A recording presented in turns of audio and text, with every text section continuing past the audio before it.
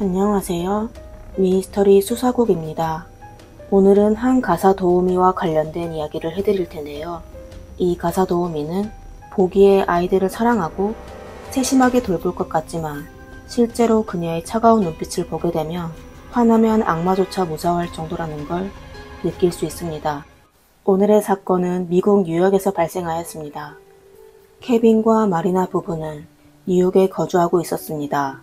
케빈 크림은 1998년에 뛰어난 성적으로 하버드 대학 경제학과를 졸업하고 세계 500강의 여러 기업에서 일해왔습니다.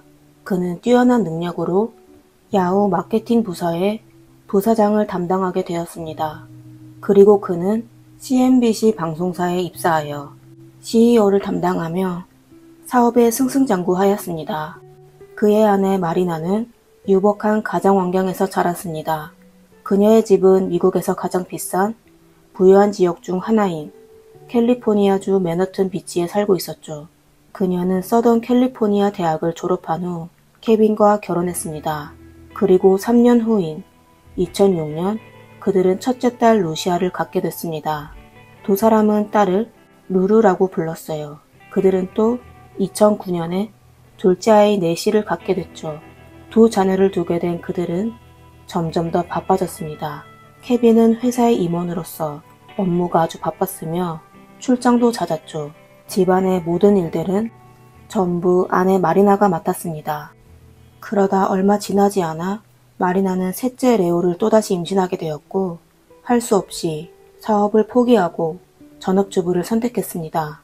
2010년 임신 중인 마리나는 케빈과 함께 샌프란시스코에서 뉴욕의 고급 아파트 라로셀로 이사를 갔습니다. 라로셀은 11층짜리 아파트인데요. 위치가 아주 좋았습니다. 센트럴파크에서 불과 500m 거리였습니다. 임대료는 당연히 저렴하진 않았죠. 케빈 가족은 아파트 3층에서 살고 있었고 옵션이 잘 되어 있어 매우 만족스러워했습니다. 하지만 전업주부였던 마리나는 배가 점점 불러오면서 불편함을 느끼기 시작했습니다. 큰딸 루루는 초등학교를 다니고 있었는데요. 방과 후 수영과 발레 등 과외를 받아야 했습니다. 그리고 둘째 네시는 유치원을 다니기엔 너무 어린 나이였습니다. 적어도 1년 이상을 기다려야 했죠. 마리나는 무거운 몸으로 매일 가족들을 챙기며 지쳐갔습니다. 출산 예정일이 다가오자 부부는 가사 도우미를 찾기로 결정하였습니다. 그리고 바로 이때 기회가 찾아왔습니다. 이날도 마리나는 여느 때처럼 네시를 데리고 큰딸 루루를 픽업하러 갔습니다. 마리나가 딸을 기다리는 동안 실리아라는 여자가 그녀에게 다가가 말을 걸었습니다. 실리아는 마리나를 오래전부터 지켜봤는데 매번 그녀가 불편한 몸으로 두 아이를 돌보는 모습이 힘들어 보였다고 했습니다. 그러면서 마리나에게 가사 도우미를 고용하라고 제안했습니다. 마리나는 본인도 마침 똑같은 생각이라며 실리아에게 추천할 지인이 없는지 물었습니다.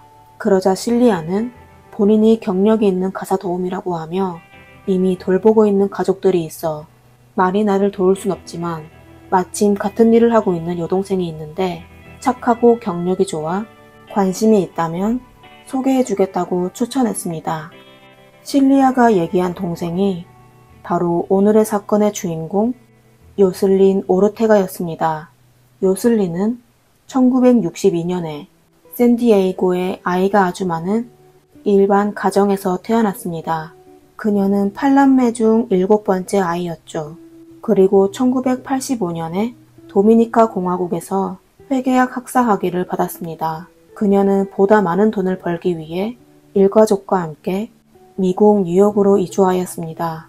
그리고 많은 신규 이민자들과 마찬가지로 자신의 전공과 관련된 사무직을 찾지 못해 결국 인쇄회사에서 일하게 되었습니다. 1995년 33살인 요슬리는 결혼하여 가정을 꾸리게 되었습니다. 그녀는 남편과 아들 제이를 낳았지만 결국 4년 만에 이혼하게 되었습니다. 이혼한 요슬리는 아들과 함께 다시 도미니카로 돌아갔고 곧 돈이 바닥나자 할 수 없이 다시 미국으로 돌아갔습니다. 그리고 아들을 도미니카의 친척집에 맡겼습니다. 시간은 어느덧 2010년이 되었고 요슬린은 뉴욕의 한 공장에서 청소부 일을 하고 있었습니다. 그러다 언니 리아가 부잣집 가사도우미 일을 하는 걸 보고 요슬린도 같은 직업을 가졌으면 했습니다. 가사도우미는 공장에서 청소부로 일하는 것보다 훨씬 쉽고 시급도 많아서였죠. 이렇게 언니 실리아의 도움으로 요슬린은 마리나 부부와 면접할 기회를 얻게 됐습니다. 엘리트 가족인 마리나 부부는 가사도우미를 찾는 데 아주 신중했습니다. 요슬린의 이력서를 확인한 후 그들은 그녀에게 전 고용주의 추천서를 요구했고 얼마 지나지 않아 제키 바르가스라는 여성으로부터 추천서를 받게 됐습니다. 제키는 추천서에서 요슬린을 아낌없이 칭찬했습니다. 그녀는 요슬린이 몇 년 전 자신의 아이를 돌본 적이 있었는데 아이들한테 아주 잘해줬고 술과 담배 그리고 금지 약품을 하는 나쁜 버릇이 없다고 했습니다. 마리나 부부는 또 요슬린의 범죄 기록을 조사하였는데요. 확인 결과 전과가 없었습니다. 48세의 요슬린은 웃는 얼굴로 면접 질문에 잘 대응했고 결국 마리나 집에서 가사도우미로 일하게 됐습니다. 요슬린은 매주 25시간 근무를 했고 시급은 하나로 약 23,000원으로 정하였습니다. 하는 일은 아주 간단했습니다. 매일 오후 루루의 학교 시간에 맞춰 마리나를 도와 아이들을 픽업하고 돌보는 걸 도와주면 됐습니다. 처음 요슬린은 이 일에 아주 만족하였습니다. 48세가 된 그녀는 다시 힘든 공장 청소일을 하기에 기력이 부족했습니다. 가사도우미 일은 매일 4시간 정도 일하면 됐고 힘들지도 않으며 수입도 괜찮았습니다. 요슬린은 감사한 마음으로 착실하게 일했으며 마리나의 아이들도 아주 잘 보살폈고 아이들도 그녀를 아주 좋아했습니다. 2010년 9월 30일 마리나는 셋째 아이 리오를 낳게 됐습니다. 매번 요슬린이 퇴근할 때마다 어린 리오는 울면서 그녀를 놓아주지 않았어요. 그리고 큰딸 루루는 요슬린이 그려진 그림을 그려 그녀에게 선물로 주기도 했습니다. 시간이 흘러 어느덧 요슬린은 마리나 가족의 일원이 된 것만 같았습니다. 마리나는 때때로 요슬린에게 예쁜 옷을 선물로 줬으며 케빈은 국제 비행기 티켓을 그녀에게 선물해 그녀가 매년 무료로 도미니카로 여러 번 갈 수 있게 도와줬습니다. 두 가족의 관계는 더욱 가까워졌습니다. 2012년 2월 마리나와 케빈은 아이 셋과 함께 도미니카로 여행 갔는데요. 9일간 여행 중 요슬린의 집에서 4일을 머물렀습니다. 마리나는 자신의 SNS에 도미니카는 아주 훌륭한 나라라며 그곳에 가족과 함께 있는 게 너무 기쁘다고 글을 쓰기도 했습니다. 그 당시 요슬린이 고용주 가족과 아주 친하게 지냈음을 알 수 있었죠. 하지만 불과 8개월 만에 미국 전체를 충격에 빠뜨리게 한 비극이 발생하게 됐습니다. 2012년 10월 25일 목요일 마리나에게는 여느 때와 같이 바쁜 날이었습니다. 요슬린은 그날 오후 3시 정각에 마리나의 집에 도착하였습니다. 일정에 따르면 그날 그녀가 해야 할 일은 아래와 같았습니다. 우선 2살 레오를 데리고 초등학교로 가서 6살 루루를 픽업해야 했습니다. 그리고 루루를 근처에 있는 발레 학교로 보낸 후 레오를 집으로 데려가 집에서 낮잠을 재워야 했습니다. 이 기간 동안 마리나도 해야 할 일이 있는데 그녀는 둘째 네시를 수영학원에 보내야 했습니다. 그리고 4시쯤 수영 수업이 끝나게 되면 오후 5시까지 네시와 함께 루루를 픽업한 후 오후 5시 30분에 집으로 돌아가 저녁 식사를 하는 것이었습니다. 하지만 그날 요슬린은 계획대로 진행하지 않았어요. 그녀는 일단 레오와 함께 루루를 픽업했지만 루루를 발레 수업으로 데려가지는 않았습니다.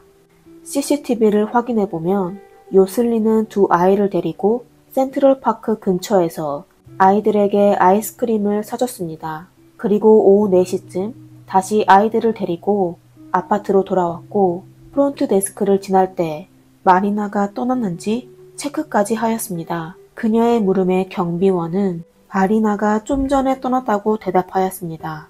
그녀는 집에 누구도 없다는 걸 확인하고 레오와 루루를 데리고 집으로 돌아갔습니다. 함께 엘리베이터를 탔던 이웃은 어린 루루가 기뻐하며 좀 이따 춤추러 갈 거예요 라고 말했다고 했습니다. 하지만 이게 둘의 마지막 만남이 될 거라고는 아무도 상상하지 못했었죠. 오후 5시 4분쯤 마리나는 계획대로 둘째 딸 네시를 데리고 발레 학원에 도착하였습니다. 그녀는 루루가 없는 걸 보고 바로 요슬린에게 문자를 보내 루루가 어디에 있냐고 물었습니다. 답장을 받지 못한 마리나는 요슬린에게 스페인어로 여러 차례 메시지를 보냈지만 여전히 답장이 없었습니다. 뭔가 불안한 느낌이 들게 된 마리나는 바로 네시를 데리고 집으로 달려갔습니다. 그녀가 집에 도착했을 때 집안의 불은 전부 꺼져 있었고 레오의 유모차와 루루의 학원 가방만 덩그러니 현관에 놓여져 있었습니다. 마리나가 여러 번 불렀지만 대답하는 사람은 아무도 없었습니다. 이상함을 느끼게 된 그녀는 즉시 경비실로 달려가 아이들을 본 적이 있냐고 물었습니다. 경비원은 요슬린이 1시간 전 두 아이를 데리고 올라갔고 다시 내려오지 않았다고 했습니다. 그의 말을 듣게 된 마리나는 다시 집으로 달려가 그들을 찾기 시작하였습니다. 그리고 그녀가 욕실 문을 열었을 때 충격적인 장면을 보게 됐습니다. 6살 루루는 두 눈을 크게 뜨고 욕조에 가만히 누워 있었고 딸의 옆에는 2살 남동생 레오가 있었습니다. 그리고 요슬린은 욕조 앞에서 아무 표정 없이 그녀를 바라보고 있었습니다. 요슬린이 갑자기 날카로운 도구를 꺼내 자신의 목을 찔렀습니다. 순간 마리나는 머리가 하얘졌고 제정신이 돌아오자 고함을 지르며 네시와 함께 밖으로 뛰쳐나갔습니다. 신고 전화를 받은 경찰은 현장에 도착한 후 두 아이를 발견하고 바로 헬기로 병원에 이송했지만 아이들을 구하지 못했습니다. 법의학 감정 결과 두 아이의 목에는 상처가 있었고 전부 과다출혈로 숨졌습니다. 그리고 루루는 생전에 저항한 흔적이 있었습니다. 마리나와 네시도 구급차에 실려 병원으로 가게 됐습니다. 구급차 밖에 있던 기자는 36세 어머니의 가장 무기력하고 고통스러운 모습을 포착했습니다. 마리나의 남편 케빈은 샌프란시스코에서 집으로 돌아오는 비행기에 있어 아무것도 모르고 있었습니다. 비행기가 JFK 공항에 도착하고 나서야 전화를 켰고 수많은 부재중 전화와 문자 메시지를 확인하게 됐는데요. 문자는 온통 그의 가족과 자녀에 대해 묻는 문자였고 음성 메시지 중 하나는 마리나가 보낸 메시지였습니다. 메시지 내용은 마리나가 울면서 아이들의 이름을 부르고 있었습니다. 케빈은 아내가 뭐라고 하는지 전혀 알아듣지 못했지만 분명 아이들에게 무슨 큰일이 있었다는 걸 느꼈습니다. 그는 갑자기 앞이 캄캄해지면서 다리에 힘이 풀렸고 그 자리에 주저앉아 버렸습니다. 공항 직원들과 경찰은 바로 달려가 케빈을 부축하여 차에 태워 아이들이 있는 병원으로 출발했습니다. 한편 요슬린도 인근 병원으로 이송되어 응급처치를 받고 있었습니다.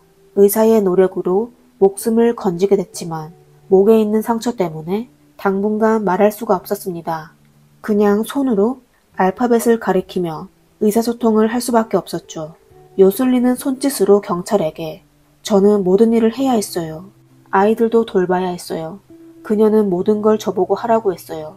그녀는 또 저에게 매주 5시간 청소로 과중한 업무를 요청했어요. 그리고 맨날 해야 하는 일도 달랐어요.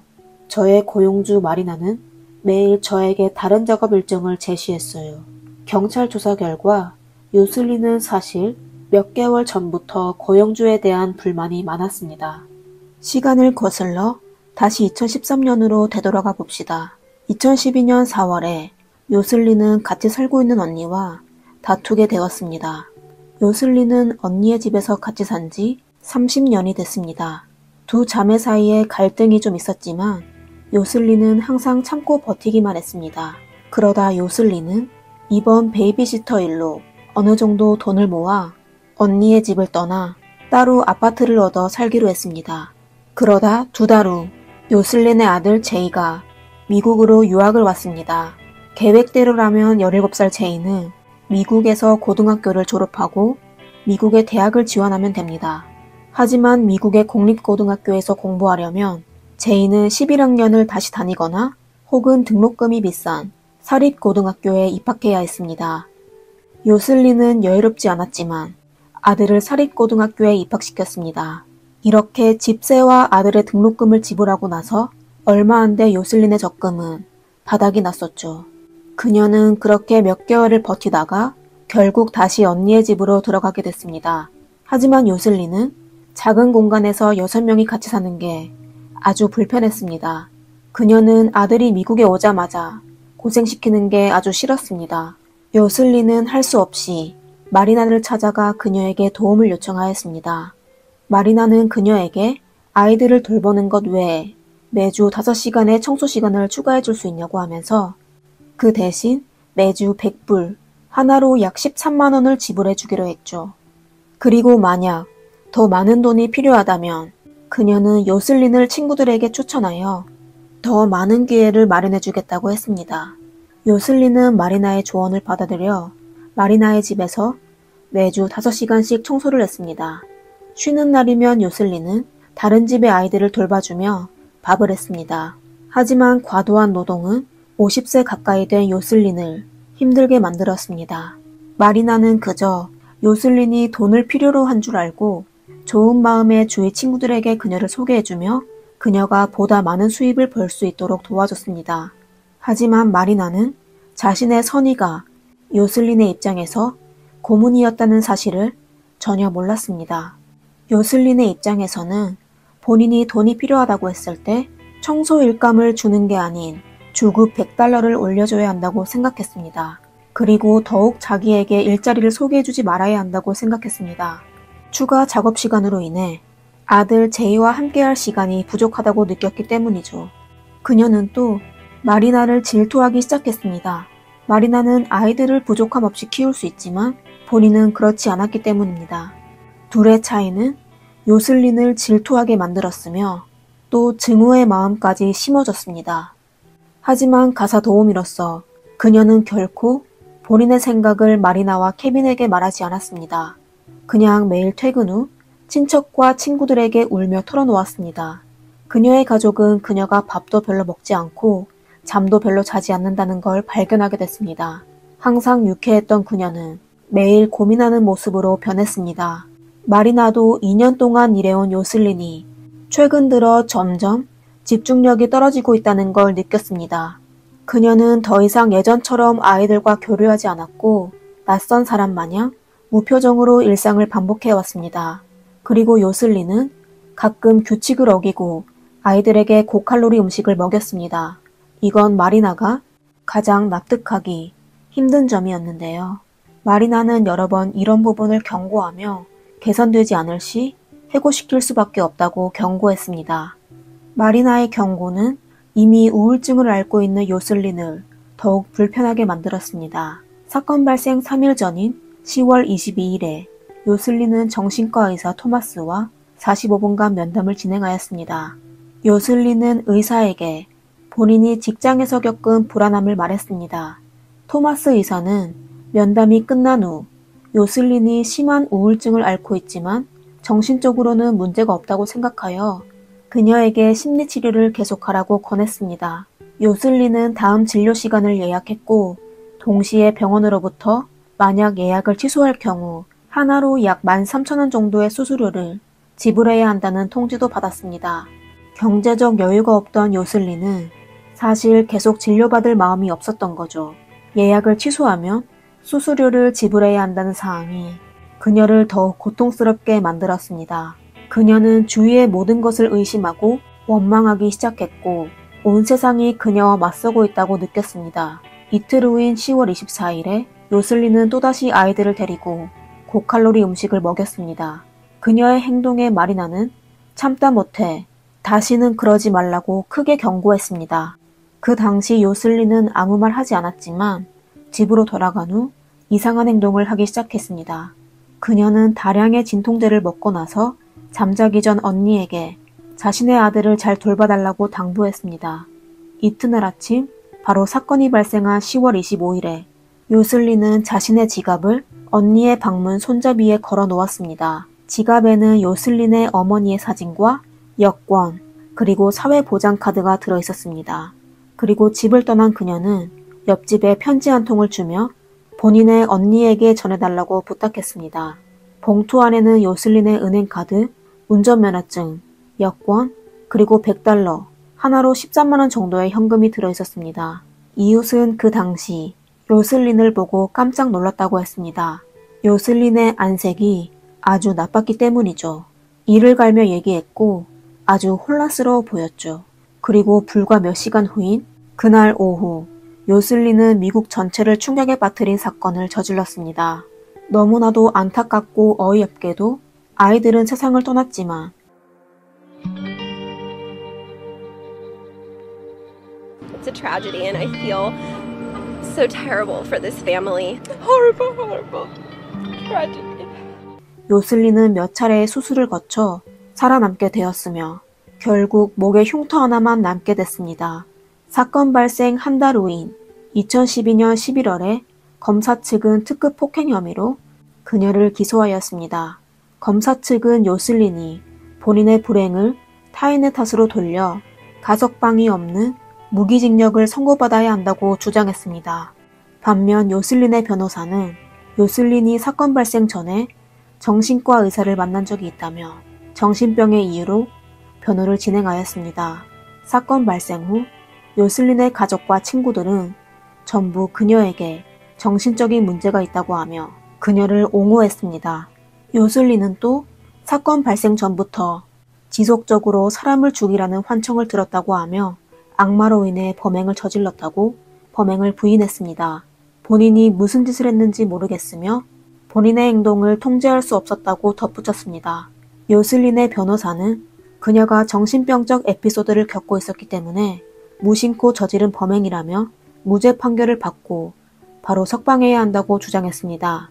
4년간의 오랜 심사를 거쳐 2016년 4월에 법정에서는 요슬린에게 죄를 인정하는 협의서를 제출하였습니다. 협의에 따르면 그녀가 죄를 인정하게 되면 무기징역을 선고받되 30년 후 가석방을 신청할 수 있습니다. 하지만 그녀는 협의를 거절하였습니다. 그러다 사건 발생 6년 후인 2018년 2월에 요슬린의 최종 판결이 시작되었습니다. 그녀는 법정에서 엄청 오만한 태도였으며 본인이 저지른 범죄에 대해 전혀 후회하지 않았습니다. On October 25th, 2012, Yoselin Ortega, this defendant, intentionally and savagely slaughtered Lucia Krim and Leo Krim. The defendant must prove to you that the majority of the evidence that is reliable and credible establishes that she is not responsible before those murders because she was acting under the influence or under the control of a mental disease or defect, preventing her from understanding what she was doing or that what she was doing was wrong. But ladies and gentlemen, the defendant will not meet that burden. 검찰은 요슬린은 분명 본인이 저지른 일을 정확히 알고 있다고 주장했습니다. 그녀가 처음 정신과를 방문한 시간은 10월 22일이었습니다. 그리고 그녀를 진료한 토마스 박사는 요슬린이 정신적 문제가 없음을 증명하였습니다. 그녀는 환각도 망상도 없었습니다. 검찰은 또 그녀에게 아무런 정신적 문제가 없었을 뿐만 아니라 범죄 과정을 세심하게 계획했다고 밝혔습니다. 사건 발생 전 요슬린이 언니에게 은행 카드, 여권 등을 남긴 건 그녀가 분명 다시 돌아오지 못할 걸 알고 있었으며 또 범행을 저지르기 전 경비원에게 마리나의 외출 여부를 확인한 점을 토대로 계획 범죄임을 밝혀냈습니다. 그리고 이 악랄한 여자는 욕실에서 마리나를 기다리고 있었습니다. 그녀는 마리나에게 자신의 아이들에게 무슨 일이 일어났는지 확실히 보여주고 싶었습니다. 변태스러운 범죄자 요슬린은 아이를 잃어 고통스러운 표정을 짓는 마리나를 가장 보고 싶어 했습니다. 그리고 요슬린은 2년 동안이나 아이를 돌봐준 부모였지만 아이들을 전혀 사랑하지 않았습니다. 그녀는 아이들이 울면서 법정에서 세상을 떠난 아이들을 얘기했지만 조금 더 슬퍼하지 않았습니다. 그녀는 본인의 변호사가 얘기한 것처럼 정신병으로 인해 본인이 한 짓을 전혀 기억하지 못한다고 주장했지만 그녀가 병원에서 깨어났을 때부터 단 한 번도 아이들이 어디에 갔는지를 묻지 않았습니다. 그리고 왜 본인이 병원에 있는지와 왜 경찰이 주변에 있는지, 왜 본인에게 수갑을 채웠는지 전혀 궁금해하지 않았으며 깨어나자마자 마리나를 탓하기만 했습니다. 이건 그녀가 본인이 한 짓을 잘 알고 있다는 걸 증명할 수 있었습니다. 더욱 확실한 증거는 검찰 측이 법정에서 제출한 녹음 파일이었습니다. 검찰 측 심리학자와의 대화인데요. 심리학자가 그녀에게 범죄 전이나 범죄 중에 범죄를 저질러라는 소리를 들은 적이 있습니까? 라고 묻자 요슬리는 아니요, 저는 아이들을 매우 사랑합니다. 라고 대답했습니다. 심리학자는 또 그녀에게 악마를 본 적이 있습니까? 라고 물었습니다. 그러자 요슬리는 없다 라고 답했습니다. 이 녹음 파일은 요슬린의 변호사가 얘기한 걸 전부 반박했죠. 요슬린의 변호사는 그녀에게 정신적 문제가 있음을 주장하며 악마의 소리인 환청을 겪고 있다고 주장해왔습니다. 2개월의 재판 끝에 배심원단은 만장일치로 요슬린에게 특급 폭행으로 인한 유죄를 선고하였습니다. 판사는 그녀에게 가석방 기회가 없는 종신형을 선고하였습니다. 심판 후 요슬린과의 대화에서 그녀가 얼마나 이기적이고 나르시스트인지 알 수 있었습니다. 처음부터 끝까지 그녀는 자신의 잘못을 인정하지 않았습니다. I'm very sorry for everything that happened. Pero ojalá que nadie, but I hope that no one goes through what I have gone through. Although many people wish me all the worst. My life is in the hands of God. I ask for a great deal of forgiveness. God, to Marina, to Kevin. I told my family that I did not feel well. I went to the doctor. He gave me another appointment. He said if you don't come, I am going to charge you $10.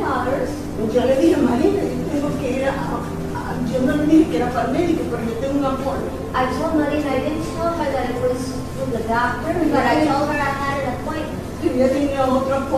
But she had another appointment, and I was not able to go. And to the DA, may God bless him for everything he wishes me. And everything he has done, but God is up there. The defendant knows nothing of responsibility or remorse. She should also know nothing of hope. The defendant is an evil and utterly dangerous narcissist and a complete failure. It is right that she should live and rot and die in a concrete and metal cage, like the ugly, dark shadow of Lulu and Leo's bright, shining lights. And more importantly, it is right that she will go from being hated by the world to being forgotten by the world before she's even dead. While Lulu and Leo's siblings and legions of family and friends, even friends who never knew them, will never forget their inspiring legacies. 마리나는 자신을 진정시키며 법정에서 진술하였습니다. 그러다 딸과 아들을 얘기하게 될 때 그녀는 더 이상 마음속의 슬픔을 감추지 못하고 몇 번이나 울컥했습니다. The defendant may think she destroyed Lulu and Leo, but she is a failure in this too. Lulu and Leo are powerful forces.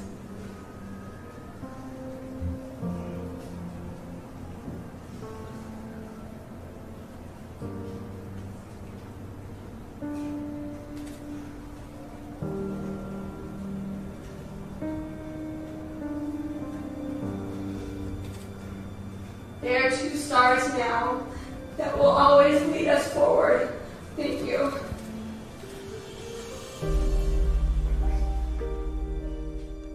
사건 발생 후 경찰은 요슬린이 가사 도우미가 될 자격조차 없다는 걸 알게 됐습니다.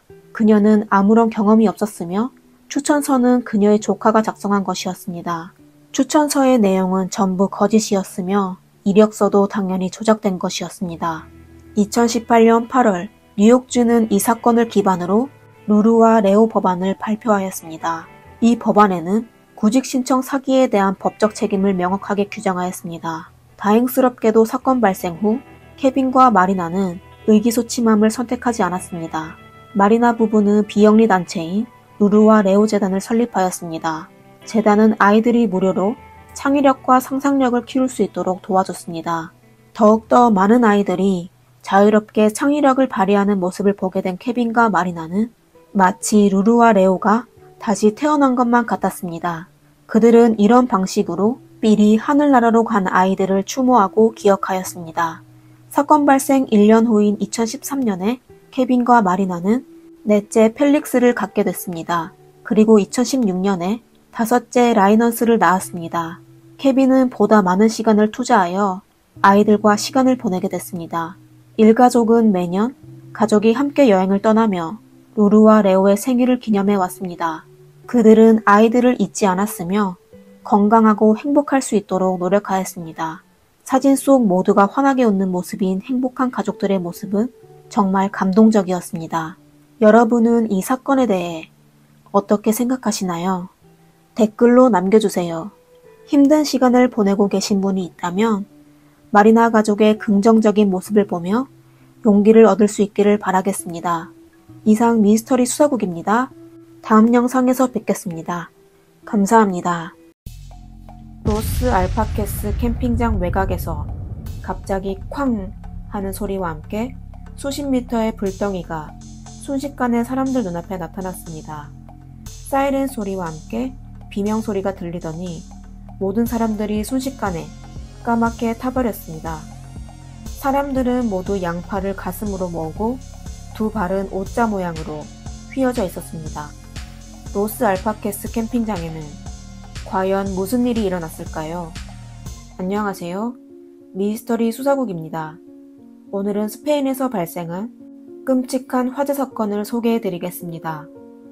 1978년 7월 11일 정오, 트럭 운전사 프란치스코는 스페인 타라고나 지역의 한 정유 공장에서 액화 프로필렌 한 트럭을 싣고 목적지인 바르셀로나로 향했습니다.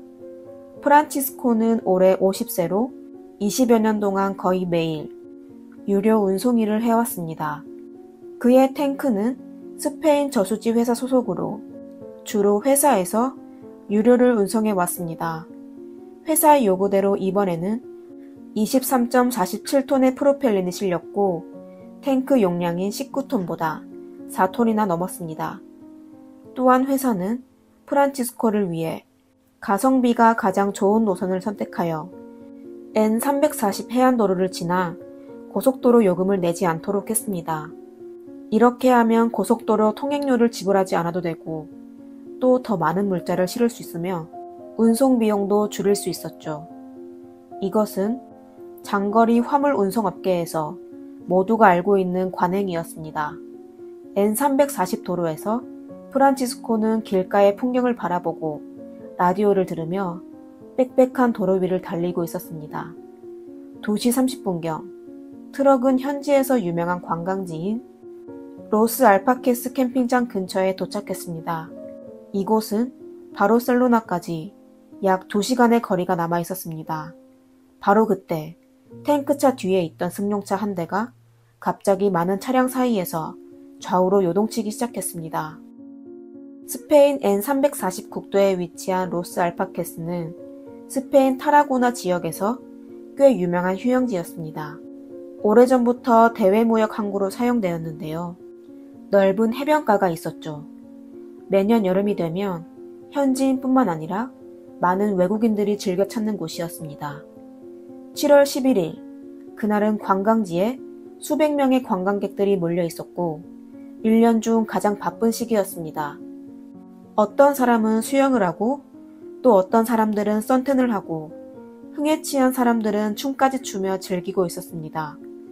오후 2시 35분경 사람들이 한창 즐겁게 놀고 있을 때 캠핑장 외곽으로부터 갑자기 무슨 물체가 부딪히는 듯한 큰 소리가 들렸습니다. 가까이에 있던 관광객들은 소리를 향해 살펴봤지만 별다른 사고를 발견하지 못했습니다. 그러다 거대한 하얀 구름이 멀리서 사람들을 향해 몰려오더니 불과 몇 초 사이에 주변에 있던 관광객들을 덮쳤습니다. 그리고 바람을 타고 사람들이 가장 모여있는 디스코텍을 향해 날아갔습니다. 도대체 그것은 무엇이었을까요? 몽환적인 듯한 이 장면은 현장에 있던 아이들로 하여금 흥분을 감추지 못하게 했는데요. 많은 아줌마들은 의아해하며 구름 속으로 다가갔고 심지어 방 안에서는 달콤한 냄새도 났는데요. 사람들은 수군거리기 시작했습니다. 이어서 멀리 떨어져 있던 관광객들이 구름 속에서 갑자기 한 줄기의 빛을 발견했고 바로 큰 소리가 울렸습니다. 곧이어 몇몇 차들과 요트들이 사람들 머리 위로 날아가더니 순간 직경 수십 미터가 되는 불덩어리가 순식간에 사람들 눈앞에 나타났습니다. 11일 스페인 현지 시간 오후 2시 38분에 국가국민경비대, 치안부대, 소방부서 및 여러 공립병원 등 전국 각 기관에서 전화가 동시에 울리기 시작했습니다. 현장은 사이렌 소리와 문의 소리, 그리고 비명소리로 가득했습니다. 현장은 이미 폐허가 되었고 로스 알파케스 캠핑장에서 사고가 났다는 소식은 모든 사람들에게 알려졌습니다. 연락을 받은 스페인 국가경비대 페드로 장관은 바로 헬기를 타고 현장을 향해 출발했습니다. 국민경호대는 스페인 내무부와 국방부의 관할을 받는 국가급 무장 세력입니다. 국민경호대가 대규모로 출동이 필요한 경우는 사태가 위급하거나 심각한 테러가 있을 때였습니다. 캠핑장에서 무슨 일이 일어났는지 알 수 없었지만 국민경호대는 불과 10여 분 만에 헬기에 장비를 가득 싣고 현장에 도착했습니다. 흔들리는 헬기에서 페드로는 캠핑장을 내려다보았는데요. 무려 절반이나 되는 땅이 모두 칠흑같이 어두워져 있었습니다. 그리고 수십 대의 자동차와 텐트가 잔해로 변했고 해변가에 있던 보트들도 수십 미터 밖에 떨어져 있었습니다. 페드로는 헬기의 높이를 낮춰 더 많은 세부 사항을 확인하려고 했습니다. 캠핑장 가까이 가자 곳곳에서 작은 점들이 눈에 띄기 시작했습니다. 헬기에서는 잘 보이지 않았지만 일정한 거리로 가까워지면서 까만 점들은 빽빽하게 몰려있는 사람임을 알 수 있었습니다. 사람들은 모두 까맣게 타버렸고 도로에서 캠핑장까지 여기저기에 널려 있었습니다. 피해자는 최소 100여 명으로 추정됐는데요. 사람들이 가장 많이 몰렸던 곳은 해변에 있던 디스코텍이었습니다. 한 무더기에 검게 그을린 사람들이 고리 모양을 이루었고 심지어 식탁에 앉아 접시를 들고 있는 사람도 있었습니다. 이곳에서 춤을 추고 식사를 하던 사람들이겠죠. 그들은 아무런 준비 없이 순식간에 큰 불에 타버렸습니다. 무엇보다 공포스러운 건 그들 전부 양팔을 가슴으로 모으고 있었고 두 발은 오자 모양으로 휘어져 있었다는 것입니다. 모든 사람들은 신기하게도 똑같은 자세를 유지하고 있었습니다. 도로 가장자리에는 일부 생존자들은 무릎을 꿇은 채 울고 있었고 어떤 아이들은 부모를 잃게 되어 거리에 서서 어떻게 해야 할지 몰랐으며 또 어떤 관광객은 해변에서 까맣게 타버린 가족을 운반하고 있었습니다. 오후 3시경 현지 소방대와 국가경찰 그리고 도시 치안부대가 잇따라 현장에 투입됐습니다. 그들은 생존자를 수색하며 완전히 타버린 몸을 조금씩 현장에서 다른 곳으로 옮겼습니다. 구급차가 부족한 데다 도로가 막혀 있어 현장의 구조 진행 속도는 더뎌지기만 했습니다. 이날 저녁 일부 생존자들이 병원으로 이송되고 나서 구조대는 폭발한 위치에서 토막난 유류 트레일러 한 대를 발견하게 되었습니다. 트레일러의 두 바퀴는 거대한 힘에 의해 벽에 박혀 있었고 차량 앞부분은 캠핑장에 있었습니다. 또 탱크 부분은 300m 떨어진 도로변으로 날아갔으며 운전자는 차마 눈을 뜨고 볼 수가 없었습니다. 차량 번호를 통해 피해자의 신원을 확인할 수 있었고 그가 바로 엔페이즐 회사의 트럭 운전사 프란시스코였습니다. 이 단서들을 통해 로스 알파케스 캠핑장의 사고 원인도 결국 밝혀지게 되었는데요. 수사팀의 추정에 따르면 사건은 크게 두 가지의 가능성이 있었습니다. 하나는 11일 오후 2시 35분경 프란치스코가 운전하던 트럭이 사고로 캠프 가장자리 쪽으로 돌진해 탱크가 폭발한 것이고, 두 번째는 트럭 사고는 없었지만 더운 날씨와 과도한 적재로 사고가 발생했다는 것입니다. 차량이 캠프 인근으로 이동할 때 탱크 안에 수소용 액체로 압축됐던 프로필렌이 탱크에서 빠르게 기화해 외부로 유출되면서 프로필렌 구름으로 형성되어 사람들이 몰리는 캠핑장으로 날아갔고, 뭉게구름은 곧 캠핑장을 덮었고 사람들이 궁금해할 때쯤에 불씨에 도달하게 된 겁니다. 가연성이 강한 가스로 불이 붙자마자 탱크차 쪽으로 번졌고 부글거리던 액체가 부풀어 오르며 순식간에 공포스러운 현장으로 변했는데요. 이 폭발은 탱크가 파손될 때 흔히 발생하는 사고입니다. 탱크가 손상된 후 탱크의 압력 변화로 인해 액화가스가 빠르게 증발되며 이때 불씨를 만나게 되면 탱크 내부가 압력의 한계로 강력한 폭발이 발생합니다. 통상적으로 15kg짜리 가정용 액화가스도 극한의 상태에서 폭발하게 되면 순식간에 닫힌 건물을 파괴할 수도 있습니다. 프란치스코의 탱크에는 총 23톤의 프로필렌이 들어있었고 순간 섭씨 1000도가 넘는 거대한 불덩어리로 형성되어 지상에 가로 20, 높이 1.5m의 구덩이를 남겼습니다. 캠핑장은 몇 초도 안 되는 순식간에 축구장 45개의 크기만한 캠핑장 90% 정도를 잿더미로 만들었습니다. 사람들이 미처 반응하기도 전에 단숨에 타버렸습니다. 조금 멀리 떨어져 있던 관광객들도 도망갈 틈도 없이 바로 불 속으로 사라졌습니다. 어떤 사람은 아이를 박스에 넣었지만 결국 박스와 함께 타버렸고, 또 일부 사람들은 불이 붙었을 때 바다로 뛰어들었지만 바닷물은 불꽃으로 인해 수십 도에 달하는 소금물로 변했고 그들은 내려가자마자 비명을 지르며 더 이상 올라오지 않았습니다. 고온의 열기는 마치 스테이크를 굽듯 사람의 신경조직을 수축시켰고 수분이 빨리 빠져나가게 했습니다. 또한 수축된 근육이 관절을 잡아당겨 팔다리가 휘어지게 되었습니다. 마치 권투 선수의 수비 자세와 흡사하죠. 이런 기괴한 자세로 그들은 그 장소에 쓰러져 있었습니다.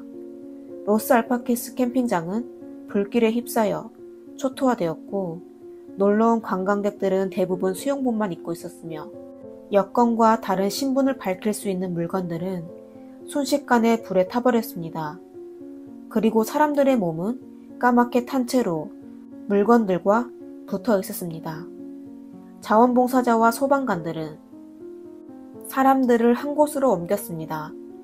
자원봉사자들은 사람들을 발견했던 위치도 전혀 기록하지 않았고 심지어 수박통을 머리뼈로 착각하여 던지기도 했습니다. 하여 피해자의 신원 확인은 더욱 어려워졌습니다. 법의학팀은 피해자가 생전에 사용한 틀니와 병원에 남긴 엑스레이를 통해 일부 신원을 확인할 수 있었지만 많은 신원은 확인이 불가했습니다. 재난에서 살아남은 수백 명의 환자들은 각각 바르셀로나와 남부 발렌시아의 병원으로 옮겨졌습니다. 그중 127명은 병원으로 이송 시 이미 전신의 90% 이상의 화상을 입었습니다. 이 정도 크기의 화상은 고통은 이루 말할 수 없고 또 심각한 감염도 발생할 수 있었습니다. 그 당시의 위생과 의료 조건으로 구조 작업은 매우 어려운 작업이었습니다. 환자들은 며칠, 심지어 몇 주 동안 고통에 시달리다가 결국 모두 숨졌습니다. 사건 발생 다음 날 캠핑장 폭발 뉴스는 유럽 전역에서 톱뉴스로 실렸습니다. 피해자들은 거의 관광객들이었습니다. 스페인 현지인뿐만 아니라 독일인, 프랑스인, 그리고 다른 나라 손님들도 많았습니다. 심지어 가족 단위로 세상 뜬 사람들도 있었는데 아주 마음 아픈 재앙이었죠. 특히 사람들을 분노케 한 건 사후 발표한 조사 결과에 의하면 이번 사고는 분명 막을 수가 있었다는 것입니다. 우선 사고 차량과 같은 대형 탱크 트레일러에는 감압 밸브가 설치되어 탱크의 압력을 어느 정도 제어하고 증기 폭발을 줄여줍니다. 하지만 저수지 회사의 탱크 트레일러는 이런 기본적인 장치가 장착되어 있지 않았습니다. 하여 조사팀은 프란치스코의 트럭이 액화 석유가스 운송 기준을 전혀 충족하지 못했다는 사실을 발견하였습니다.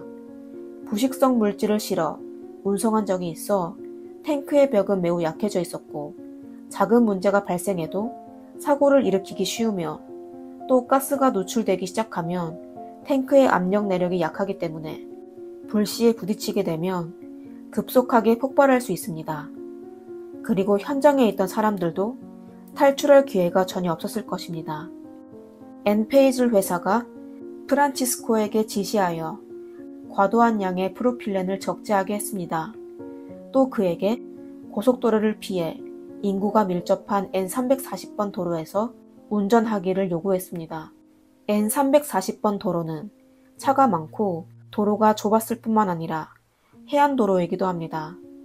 이는 곧 사고 확률 증가와 사망자 증가로 이어집니다. 그리고 이번 고속도로를 피했던 운송은 하나로 겨우 130만원 정도를 절약할 수 있었습니다.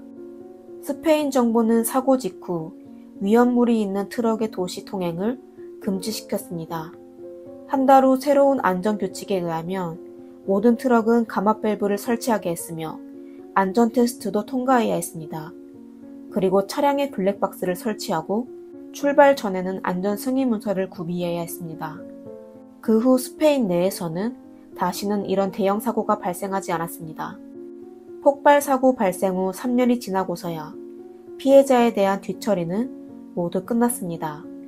피해자를 찾으며 부상자를 치료하는 동안 피해자의 명단은 계속 늘고만 있었습니다. 조사팀은 당초 폭발로 215명이 숨진 것으로 파악했지만 이후 더 많은 사람들은 치료를 받고서도 세상을 떠나게 됐습니다. 그리고 2명의 피해자는 지금까지도 신원을 확인할 수 없습니다. 1982년 2월 엔페이즐사와 저수지 회사는 피해자의 가족들과 피해 업주에게 모두 1323만 유로로 하나로 약 190억 원을 배상하였습니다. 두 회사 관계자도 형사상 과실 혐의로 유기징역 1년을 선고받았습니다. 로스 알파케스 캠핑장은 복구를 마친 후 다시 운영되었습니다. 캠핑장 한 건물의 벽에는 희생자들을 기억하기 위한 벽화도 그렸습니다. 위에는 215개의 별이 있었는데 각각 희생자를 의미하는 것이었습니다. 1978년 7월 11일 조사팀은 심하게 퇴어진 유조차의 선두에서 프란치스코의 시계를 찾게 됐습니다. 다행히 시계는 파손되지 않았지만 폭발 직전인 2시 36분에 멈추게 되었습니다. 바로 대부분의 희생자가 목숨을 잃게 된 시점이었습니다. 이번 폭발 사고는 역사상 최악의 탱크차 폭발 사고 중 하나로 사회적으로 아주 큰 영향을 미쳤습니다. 과거의 사고 경력을 교훈으로 완전한 안전 예방 조치가 수립되고 유사한 사고가 다시는 발생하지 않도록 조치하는 게 더욱 의미 있다고 생각합니다. 이 사고를 통해 스페인뿐만 아니라 전 세계적으로 정부에서 더욱 완전한 안전 예방 조치를 취하여 현장 직원과 주변 주민들의 생명과 재산을 보호하기를 바라며 우리가 살고 있는 환경이 파괴되지 않도록 지켜주며 이런 비극이 다시는 발생하지 않도록 바라겠습니다. 오늘의 이야기는 여기까지입니다. 재미있게 보셨다면 좋아요와 구독 부탁드립니다. 다음 영상에서 뵙겠습니다. 이상 미스터리 수사국입니다. 감사합니다.